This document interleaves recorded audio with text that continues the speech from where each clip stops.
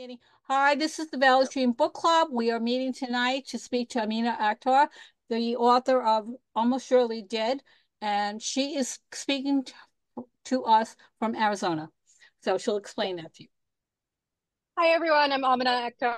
Thank you for coming. Yeah, I live in Arizona on a mountain up by Sedona, if you've ever been there. Oh, If you have beautiful. never been, yeah, it's beautiful. And if you've Beautiful. never been here, they have a whole little railroad train for wine tasting that is fabulous. So I highly recommend coming on out here, just not in the summer. It's very hot. I'm a former New Yorker. I worked in the fashion industry from, I was at Vogue when that girl wrote Devil Wears Prada. I was an assistant there. I did the ranks. I just climbed my way up back in the day. And then the whole industry kind of imploded because they don't really know how to make money with websites yet. So I was like, oh, let me write a book. What else am I going to do? Like I have two talents in life. It's shopping and it's writing. And it was like, okay, well, I need to do something. So I started writing as a lark, like, let's just see what happens. It doesn't matter if it gets published. And then that changed everything. All of a sudden, I have my third book out with Mindy Kaling's imprint, and absolutely blew my mind that anything like this could even happen. So I'm just thrilled that anybody is reading my books. Well, it's a very interesting subject. I You thought, know, it's it really is based on my life, in that my father is like the father in the book, and I grew up with these stories.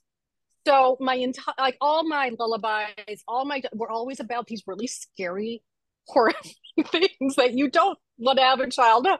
So when I was 4, my father had us watch The Exorcist. I don't know why. And when my older brother is like, Amina, that's a true story, blew my mind because I'm 4. And my father's response was, yeah, but I know how to do an exorcism. You'll be fine. So I was like, oh, why would you say that? So I grew up with these really peculiar ghost stories and like just lore. And it's really interesting that, there are just different subcultures within the US that have their own folklore that are just so different and exciting and fun. So I really like seeing more people writing about it to bring it out to the American audience. well, what's interesting is that, through the book club, there's so many books we've been reading I never would have read on my own. And I mean, especially a book like this, I never would have taken it. I read one or two types of books and that was it. And now it's like this has opened up a whole world to me. And I this love that. this book is definitely something I never would have taken out of the library if I read a brief on it. And but there was something about it I did like right away. I think I liked the main character, and they were Mhm. young and they were interesting, and Yeah, maybe Dunia she's very earnest. You kind of really, she's an unreliable narrator, but she doesn't realize it. But she really just, this is who I am and what's happening to me, and I need help. And I think we can all relate to that. Not yes, at those situations, but I really, having a moment of, oh my God. really empathized with her and uh, her challenges and her Yeah. honesty with herself. And I understood, like, if you're telling people this, you're going to sound crazy, kind of thing. But I really, Well, really enjoyed the character. one of my New York apartments was haunted. It was up in Yorkville in the upper 80s. I loved this apartment. I actually set all my New York books in this apartment because I just love this apartment.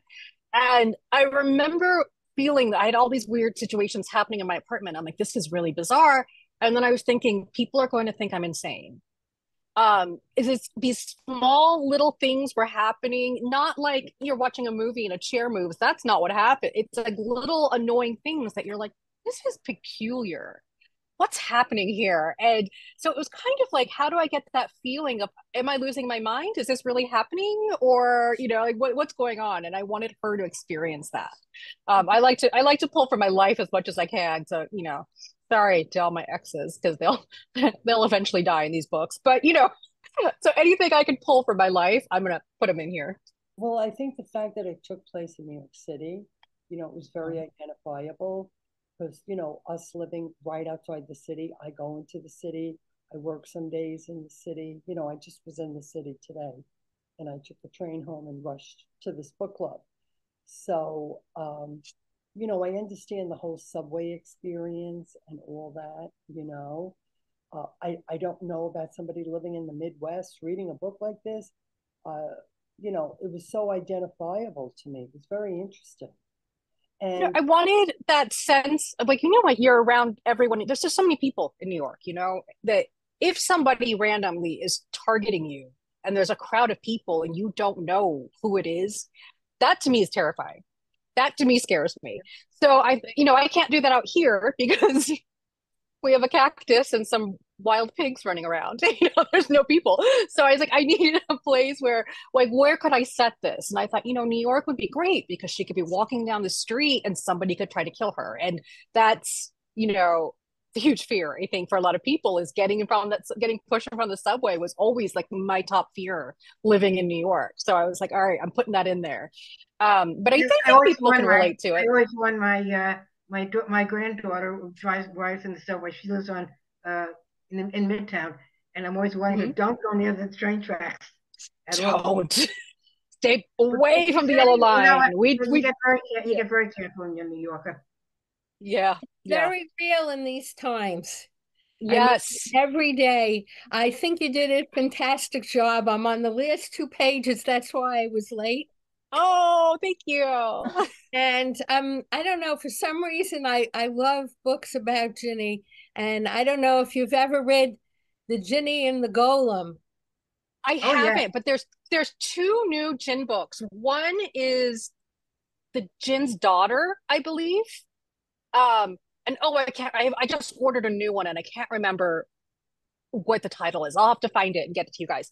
So there are more books being written about Djinn by authors who grew up with these stories, right? Because in the past, the only person writing about it was essentially Neil Gaiman, So we have a white man writing about stuff that is our stories that we grew up with.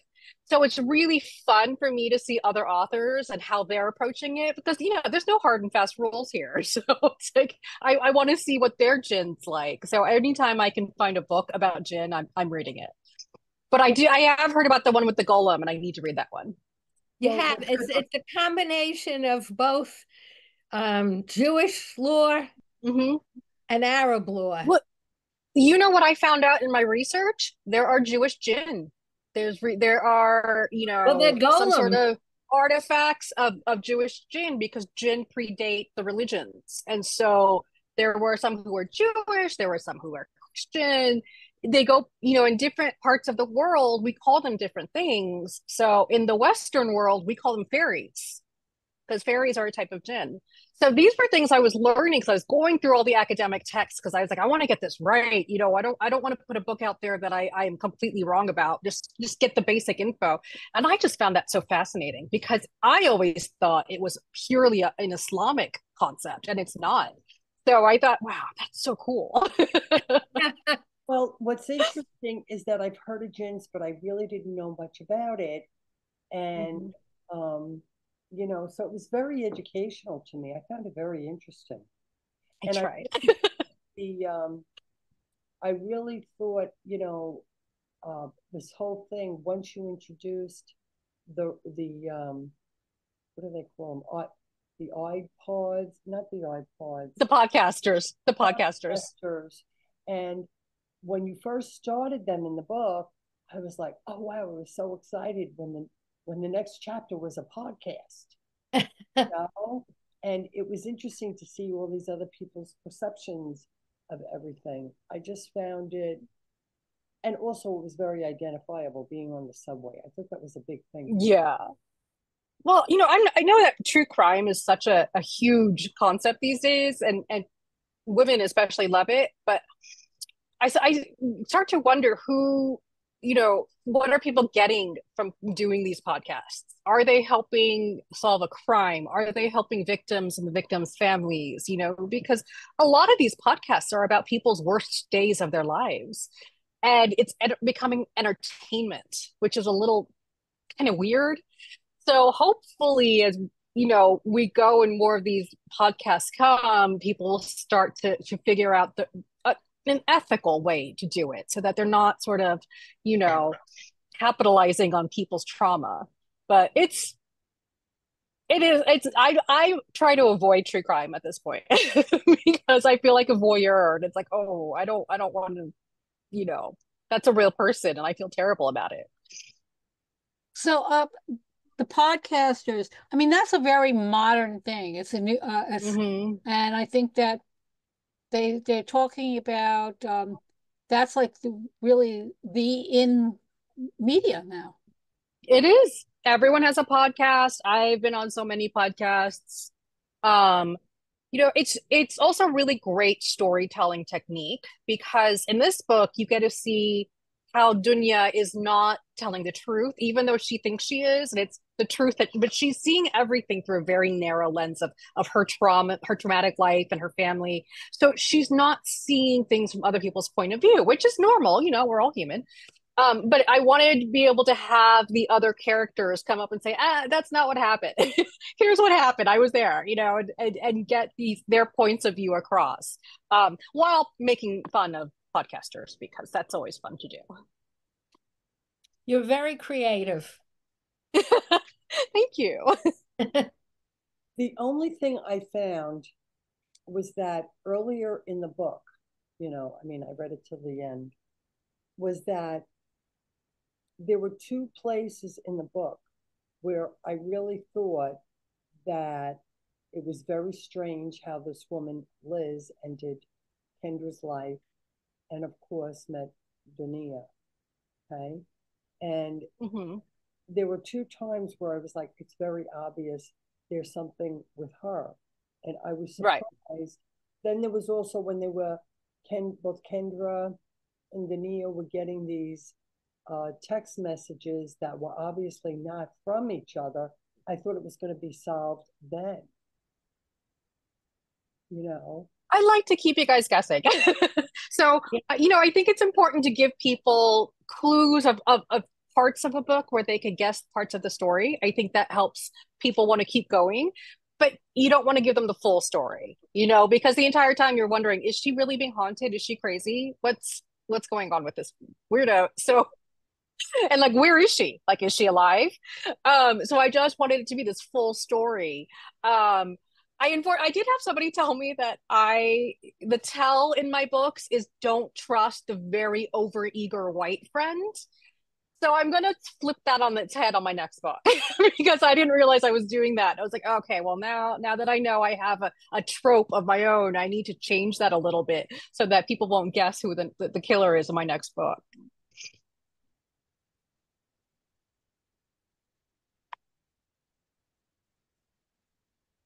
Just, there's a lot of the activity going on around me, so I have to mute myself sometimes.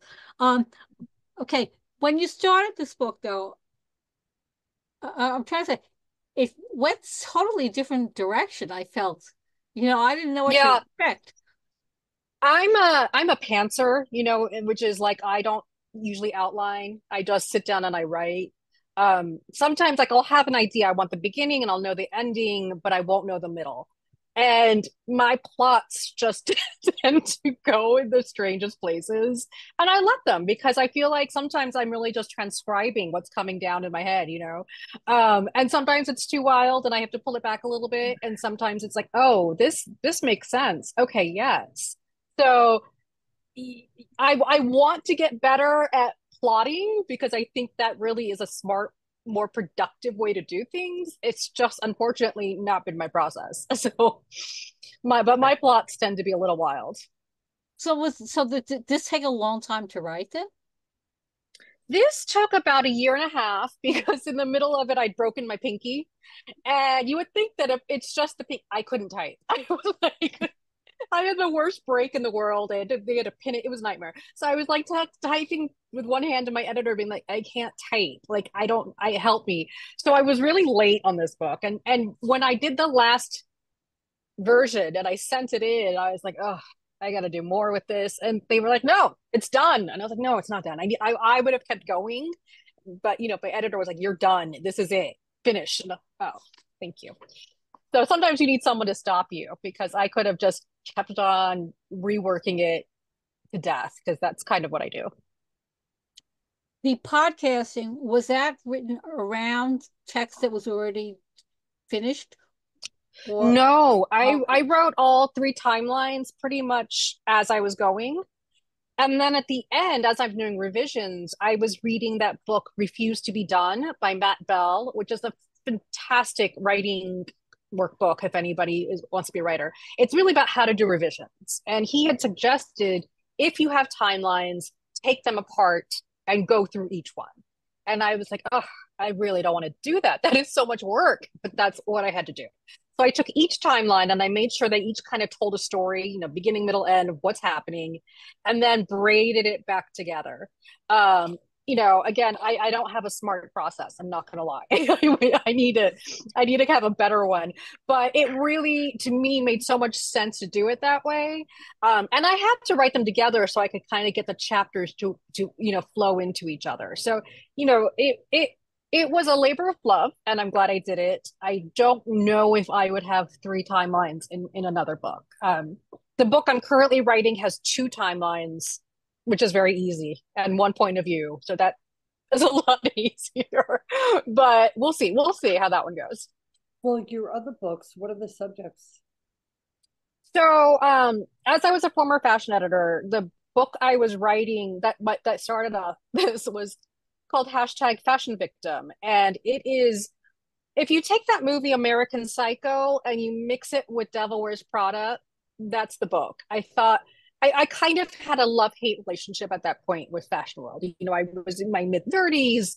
I had aged out because there are just no more jobs. And I couldn't get hired, even though I had launched major websites and my name was known in the industry. I could not pay my rent. I was getting to a point where I was like, holy cow, what do I do? So I got all that angst out and put it in a book where I murdered all my old, sorry, there we go, where I murdered my old coworkers. I just murdered everybody in that book. And it's from the point of view of a serial killer. So you're in the serial killer's head. So the mystery isn't, is she a killer? Right away. She's killing people. Her Manolo Blahniks are ruined with blood and blah, blah. It's really about, who are you, the reader, rooting for? Because as despicable as she is, everyone else is so much worse. Because it's the fashion world, and they are kind of worse. My second book is called Kismet, and it's set in Sedona. I thought, I have this beautiful setting outside my window. I should use it. There's a lot of desert open space here, and I thought, this would be a great place to dump bodies. You could hide a body here so easily. It would be amazing. So I basically took on the whole wellness world, because it's very wellnessy crystals out there. And I basically had somebody killing off the fake scammy people who are trying to take advantage of tourists and whatever. And there's a woman who moves there with one of her friends, and she's trying to, figure out her life and what she wants, because she went from being under the thumb of her very controlling aunt to being kind of under the thumb of this woman who's like an influencer. So she's just trying to find her life and figure it out and all that. And then this is my third, Almost Surely Dead. And the fourth is up here. The fourth is coming. I'm just a little slow at it these days. So this one had the distinction of being in Mindy's book studio. When did she get involved with this? I mean, did she? I don't know what I did to get her attention. I don't know, but I'm thankful for it. She's been a champion of all my books. She had optioned the first one for a while, but then the strike killed it. She talked about the second book in magazine articles. So she was already being very supportive, and I was blown away because, having a celebrity read your books, it's like, whoa. And what my editor at Thomas and Mercer, because Mindy's book studio is with Amazon and the publishing arm, not the self-publishing, but they have a traditional publishing arm of things. And my editor was an editor for Mindy. And the entire time I'm thinking, Mindy's not going to want this book. This book is a little too weird. It's a little dark. It's not a celebrity book. So I was waiting for them to say, Mindy passed. It wasn't, I was waiting for that. But she liked it. And it blew my mind. I was like, are you guys making a joke on me? Like, what's happening? This can't be real. This is a prank. But no, she loved it. She's been amazing. I've never met her, and I would love to because she seems like she would be really fun. But I appreciate all her support because it's been so tremendous. You've never met her, but have you been in communication with her? No, nothing. It's always through assistants or or her people and then my people. And it's like, oh, can I just hang out with her and go shopping? Because that would be really fun for me. Goals. Good to have them. I will say that from the beginning, I did trust this guy, Zabir. Yeah. I didn't he was not in my original versions. I realized I needed somebody to explain what Jinn were without it being like a dump of information, like a Wikipedia page of here's all the information. I wanted it to be easy to digest. It's a whole different concept that other people aren't used to. So I wanted someone who could be like, yeah, here's what it is. So, but as I was writing them, he just started to grow on me. And I was like, oh, I kind of really like this character. So I just kept adding him in more and more and more because I don't know. If Amazon lets me write a sequel, which I have no idea, it's not up to me, I would love to do something with him and Dunya on the run together. But that's unfortunately not my call. And so I'm just sort of waiting. Yeah, that was very smart because it was an opportunity for him to be explaining all this to us. It was very good. That was very smart. Thank you. Well, I read some folklore-ish books, and some authors really do just dump the information, and I personally find that challenging. It's like you want it to be in the same tone as the book, and you don't want to feel like you're reading a textbook in the middle of a novel. Like to me, that just turns me off a little bit. This came out as a paperback almost simultaneously. It's the hardcover. Amazon does that. Okay. Yeah, Amazon does that. A audio version of it? Oh yeah, they did. And it's amazing because they set it up as a podcast. So they have the music and the intros. Like it's hilarious. I've had so many people just reach out and be like, this is the funniest audiobook I've ever heard. So if you're a fan of audiobooks, you can get it on Libro FM or with Audible or whatever. It is so funny. Like I'm not an audiobook person necessarily, but I find they did such a great job. I was floored. Like they had different character voices, they had everything. Because you had the podcasting in it, I mean, it just seemed like it kind of like naturally should be an audiobook. So that's like, yeah. I want people that however you read a book is great by me. Some people are very weird with audiobooks. I just don't listen to them because I don't have a commute anymore. So if I had a commute, it would be like audiobook or reading a book or however. I find what Amazon does with their audiobooks to be really fun. Like they take a few more risks than maybe a traditional publisher might. So it's a little more interesting. Plus, in my previous book in Kismet, I have talking ravens. Because the wildlife here is so insane that I wanted to represent the wildlife as a character. So they actually had to put the ravens in there. And I thought that was hilarious. So I like to try to stump them here and there. So what cultures believe in the jinns? Oh, okay. So I would say all South Asia, maybe some overlap in Southeast Asia when you're talking about like Sri Lanka and like getting into like the borders of Thailand. You might get some overlap. Middle East, Saudi Arabia, everywhere. North Africa especially, but also I think a whole bunch of Africa as well. It's really this concept of, as I was doing my research, and figuring out that, it's almost a classification of things. So fairies are jinn, but not all jinn are fairies, that sort of thing. And ghouls, if you believe in ghouls, I don't know if those are real. You know, but I was raised to 100% believe these are real because my father's family, he has these stories about his great grandfather who would have them in the house. He had two that he would teach human ways. So they would come to his house. And this is like 1930s, like pre-partition India, you know. So my dad's there and he had this house that they lived in, and in one room had the jinn, and you couldn't go in there because you would get slapped. So my father, being my father, he put his toys in there so nobody would mess with them because he was the only one who could go in that room. So I grew up with these stories. So to me, the jinn have always existed. Like they're just a thing that we have. I think I don't know anyone, even the most atheist people that I know in our culture, absolutely believe in jinn. Because and like it's to the point where some people won't even let you mention the word jinn, like they just panic, and you're like, okay. My dad just thinks they're hilarious. He's like, if he's not so sure they're real now, you know, he's 91, and he's like, I don't know, because if they're real, why aren't they here helping us do stuff? And I was like, I don't know. Maybe you have to call them or something. So we have these debates where we try to decide if we think they're real or not.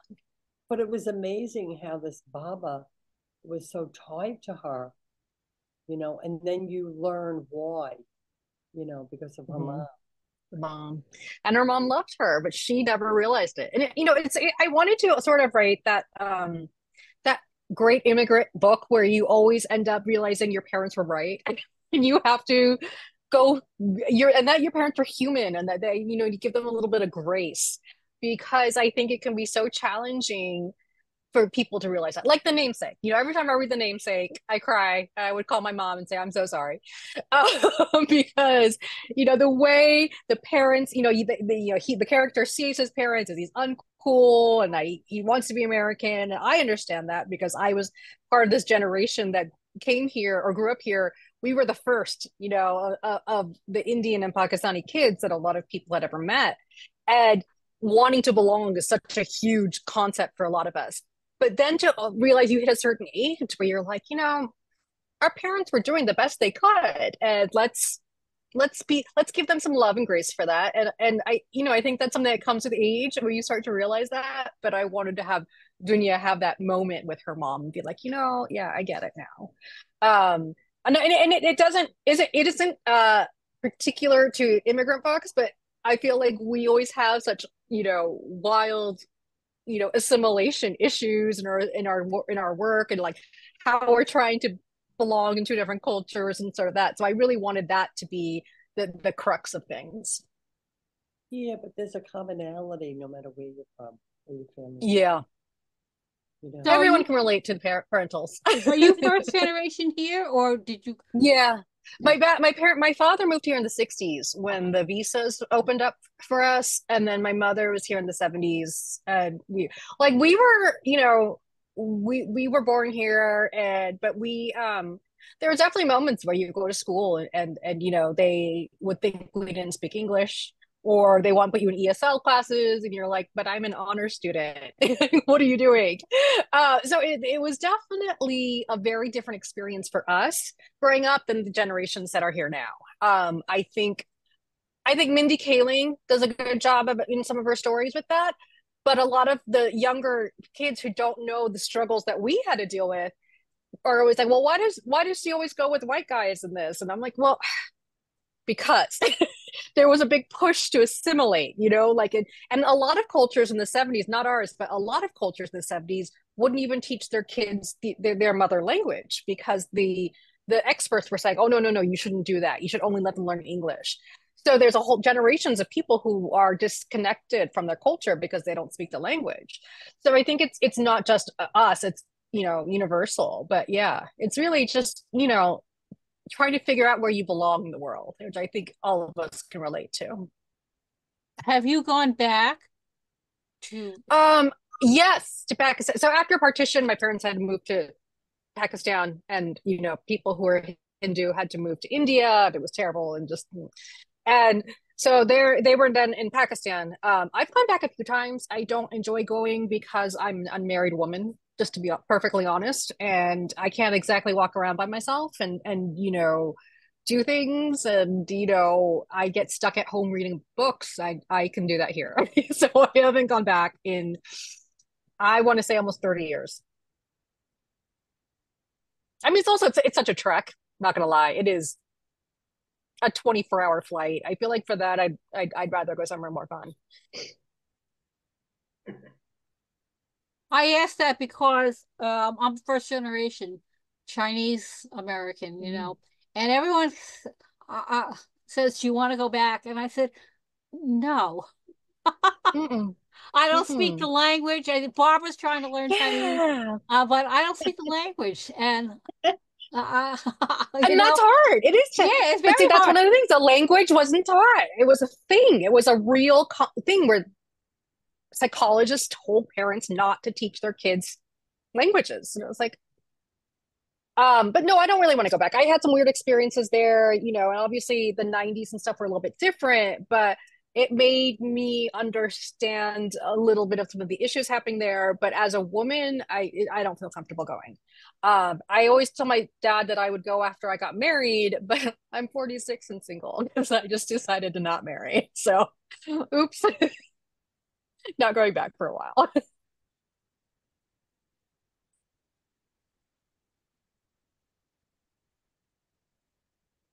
I say that because Barbara, aren't you trying to learn Chinese or Japanese? No, I did. I try to learn Chinese because my daughter-in-law is from Shanghai and my granddaughters, they speak Chinese. And that is so thoughtful of you. They go to China. That's very thoughtful. Well, I used to go around with the nanny with the Chinese English dictionary, and we'd go shopping, and I turn to my page and show her the characters, and she'd say, she'd turn back in the Chinese section, and I would read what said in English. But it's a very difficult language. I mean, now I'm trying to learn modern Hebrew, which is another interesting language to get more back to the heritage. But it's I mean, I'm first generation also, and my parents also didn't teach us Yiddish because that was the language that if they spoken it, and that's wild because you're in New York, even like New York State. Like I learned, like my parents had us learning Urdu, but my accent is so American that my grandmother would just laugh every time I tried to speak. So now I'm at a point where I can understand. Like you put a Bollywood movie on, I can understand it. I'm fine. But I can't think of the words to reply. I'll think of it in French or in English or, like everything just gets jumbled in my head. So but I can understand it almost like 100%. So, I'm grateful to have that much, but I wish I was a better speaker with it.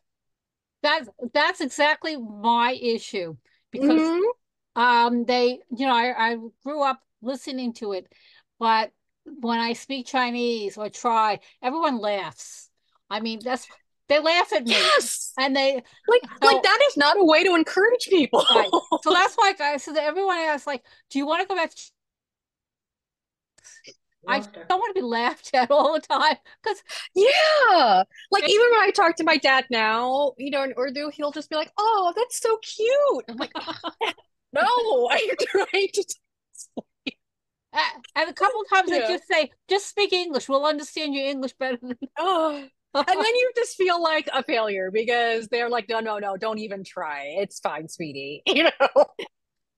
It's, there's thousands of words that you have to learn until you speak. I mean, I can read Hebrew better because I look up every word and I can read. But when someone starts talking to me, the speech is too quick. And I think that happens to a lot of us. And it's funny, but a lot of people learn another language in high school when they go to school. So we learn Spanish.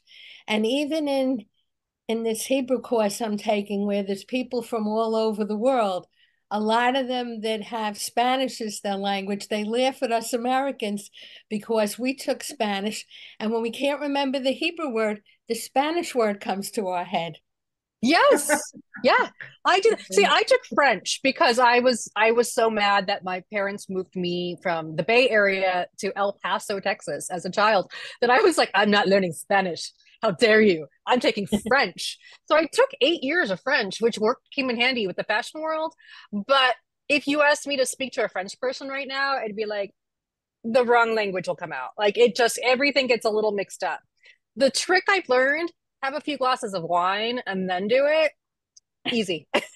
I don't know why, but it does. It's interesting because I've learned so many languages, and actually, I studied French because when I was a kid, I'm aging myself now, the international language was French. So when I went to kindergarten, we had to talk French for a half hour every day. That's amazing. I And like the idea of teaching kids languages early. I think that really opens up their brains to learn languages later in life. also at that time, I went to Catholic church every week, and the masses were in Latin.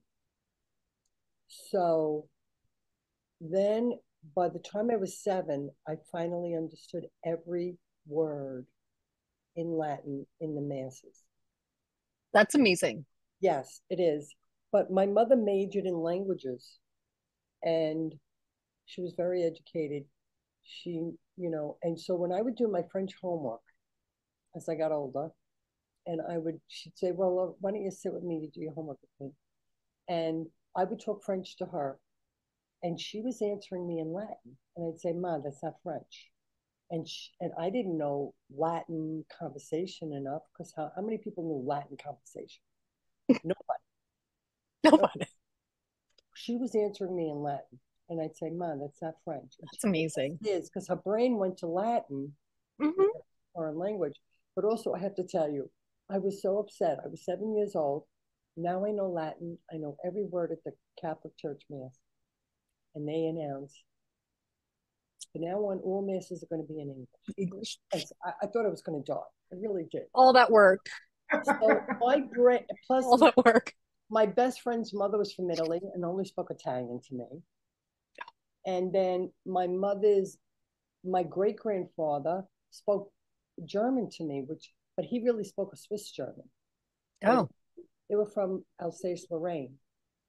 So I was exposed to so many languages. Then, as a young adult, I lived in other countries.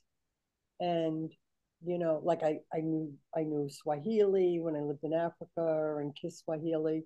But I'll tell you, you don't know a language until you start dreaming in it. When I learned Danish, yes. and I'm only dreaming in Danish. That's when So you're a real polyglot. Isn't that what they're called? The ones who have like multiple I was languages. married to a Danish man, but he didn't want to teach me Danish. And now I know. And I knew why when I learned it, because actually I learned Danish from a Danish teacher from the University of Copenhagen while I lived in Africa. She gave me private lessons. Then when I learned Danish, my husband was from Copenhagen and he spoke with a heavy Copenhagen accent. It's like a Brooklyn accent. And all I did was correct him. And it was like, so he would only talk English and I would only talk Danish, but I understood, he didn't say it because I know I don't, I know I don't speak good Danish. He didn't want to say, when I spoke Danish, everybody thought I was from Fyn, which is an island off of the island Copenhagen's from, where all the wealthy, very educated people are. And everybody would say, "Oh, are you in Danish?" They would say to me in Danish when I would be in Copenhagen, "Are you from Fyn?" And after a while, I said, "Why is everybody asking me if I'm from Fyn?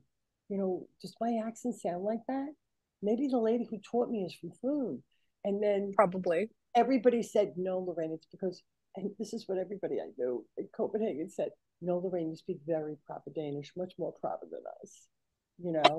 Because because that's how you learned. You didn't learn the slang. You learned, the rules, but I'll the tell you, grammar. it's a whole other thing when you're dreaming in another language.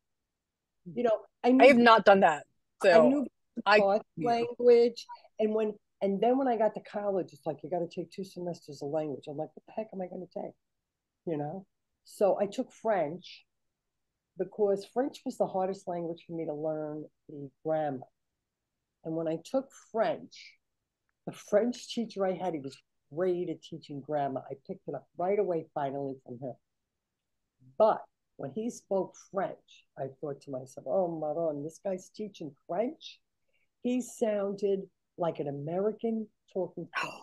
And he said to me, when you speak French, Lorraine, you sound like you're right on the streets of Paris. Whenever I learned a language, they always say I sound like I'm exactly from there. Do you know what and at that time, I hadn't been to Paris yet. So don't ask me how that happened, you know. But I love languages. Oh, I love languages. I love learning languages. Yeah. I keep trying to get my sister, her husband's Mexican, and I'm like, well, have you taught the kids Spanish? Because they live in Texas, and yeah, it would just be logical. And they haven't. And I'm just like, oh, please teach them Spanish now. Do it, because when they get older, they will be so happy that they can pick up languages. But yeah, she regretted that she doesn't. You know, there's a lot of people who do that. You know, my parents, you know, when I was a kid, everybody's parents or grandparents were from Europe. And they had instilled in them, you have to speak good English.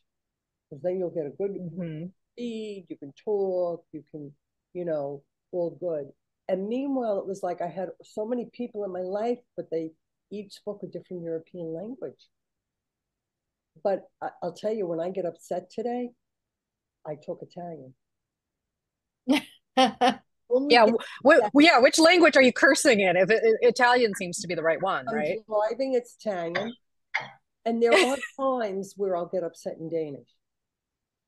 See, my mother spoke about 20 dialects within the South Asia, because there were just so many. And she only taught us Urdu because she liked to tell her dirty jokes in Punjabi. So I never learned Punjabi because she wanted to keep that for herself so she could, you know, not have to hide that, you know, or whisper it. It's the language who you learned it from, that specific thing. Mm-hmm. You know, like if I'm driving and I get upset, actually, I'm talking Sicilian. And you don't talk Sicilian in Sicily anymore. You know, now they talk Italian. But if I get upset at home over certain, it depends on what it is. It's very interesting, but it's tied to where you learned it and who you learned it from. I really believe that. Yeah. Anyway, through me, you know, that's the way my brain thinks in terms of. Very interesting, Lorraine. I just wanted to thank Amina for being here. And we wish you a lot of luck on your next book. Thank you. I'm writing about a 45-year-old unmarried Pakistani woman dealing with the marriage obsessed family. Like we love weddings. Not me, but like my people. Weddings are, you know, they spend like $500,000 on these insane weddings, and it's like, oh, it's just a lot, you know. And I've always been the one who's like, I'm okay, I don't need to go. So I'm really gonna have somebody kill off the eligible men in the book, because I think it's about time they got murdered. So what nationality is the person that the book is about? I'm so. Can you repeat that? I didn't catch that. What nationality is the person who? Oh, she'll be Pakistani. I'd like to write what I call the ABCD. And you might know this, Big Chinese, but the American-born confused desis. That's what we're called. That's what they call us in Pakistan and in India, because we're all very confused with identity crises, right? So we're always, and we call them the fresh off boats. Obviously, everyone has that one. I like to have the ABCD girls in my book because I feel like there's a lot of books out there that are like rom-coms about like Pride and Prejudice, but like with an Indian flair to it.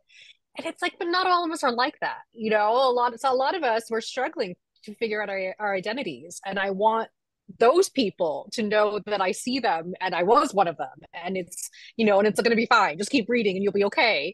So I really enjoy having, like, I want somebody, basically it's the books I wish I had when I was younger to read and to connect with, because I didn't have any of that kind of books. So I'm really writing it for, you know, future me's basically out there. It's interesting. But the way you speak, though, would you consider something for young adults then? Oh, yeah. No, it's more of YA. I think it would depend On, I tend to do a lot of violence and cursing. Oh, okay. That's a Which I problem. don't like. I like, my editor is always like, okay, you only get to say the F word this many times. Then I have to go through and cut it all out.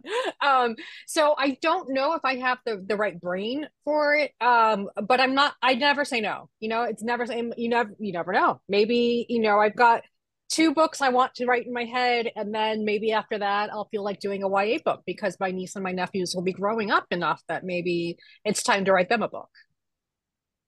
That would be interesting because, Yeah. I see our community has been changing, and there's a lot of people from Mhm. Pakistan.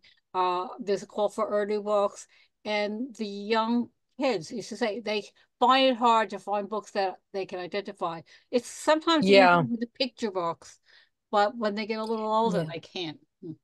It can be challenging. But I think it's also like seeing someone like themselves, in a book can really make a huge difference. I know like everyone's a little over representation, but like Mindy Kaling really changed how many times we would see an Indian person on TV. We used to, and we still do this, every time we see an Indian person, Indian or Pakistani, like you can never tell, right? So it's all the same thing. Uh, but don't tell them I said that, but it's all the same thing. And we would shout, Desi, because Desi means one of ours. We still do it, but it was so rare. It was such a rare occasion to see one of us on TV that it was like, oh my God, everyone come here, look. And now it's every day, but it's changed so much. But I would love if I had seen more of people like me on TV, maybe, it would have changed how I viewed things. So I really just want people to feel represented, like that's the kind of the best thing about this country is how many different cultures there are and how we all are adapting to being this huge kind of like melting pot. I mean, I really love the Indian community. When I lived in Kenya, most of the people in Nairobi Mm-hmm. were Indian. It's Yeah, primarily, they built the railroads. yeah. And well, all the businesses, the owners, actually the people with money are all Indians. And a lot of them came over wealthy from India and saw an opportunity. And so I had a lot of close friends. And that's when I really learned the Indian communities. I mean, I had friends who were Islamic, friends who were Hindu, Mm-hmm. very, very close And friends. it depends where you are. In some places, they don't mix. I grew up, El Paso. There weren't that many of us, so we were just like my mother would every time we would move, she would open the phone book and find anyone with an Indian or Pakistani sounding name, call them up in the phone book and say, "Hi, come over for chai." And so we would mingle with everybody. And then as I got older, I realized how strange and politically weird that could be. But to me, it was always like same people. It's like we're the same. We just have different religions. Even the language is almost like Hindi and Urdu spoken are almost exactly the same. They're just completely different scripts for writing. So there's so much of the culture that is intertwined with the two, and I really hope at some point that like kind of people come together a little bit more instead of fighting all the time, which I think we're all Yeah, sick but of. you know what? Yeah. As the years go by, you'll see that melt. You know, Yeah. yeah. It's like the Irish in the United States. When I was a kid, it was like my father was Irish Catholic. There was no such thing as Irish Protestant. You know what I mean? Whereas today, it's a different world. It takes Mhm. a number of years for things to like melt, as I say. Yeah. That'll It happen. takes a few generations. Yeah, for Yeah, sure. or at least 20 years, another 20 years figure. You'll see when you're older. You'll see that. But I hope so. mm, yeah, you'll see that. Whereas I will say, maybe because it was over there, I don't know what I mean by over there in Africa, in Nairobi, where you had such distinct Indian communities. But to me, after a while, I could tell when I met an Indian if they were Hindu or Islamic before they told me. Yeah, They there's also tell. different looks because a lot of Pakistanis are Punjabi. So and the other Punjabis tend to be Sikhs as opposed to Hindus. So it really also it depends on like facial features. Some people are really good at picking it out. or skin tone. You know, like Pakistanis are always very excited to be very white. You know, they want to be as pale as possible. It's a very Asian thing, but it's very prominent in Desi culture. And so there was always like, oh, she's fair. She's gonna be Pakistani. You know, and you're kind of like, oh, how okay, that's weird. But you know, I personally, you know, like both my parents were born in India. Our families go back generations in India, but we're not allowed to call ourselves Indian at this point. So that's just politics. That's interesting. Well, we're getting on the hour, and I really, really appreciate you. Like, so what time is it there then? It's only 5:30. Oh, okay, it's not that bad. We're not No, making. no, no. Yeah. So, I appreciate you being here, and we're going Thank to. you. We will I post appreciate it. all of you for joining.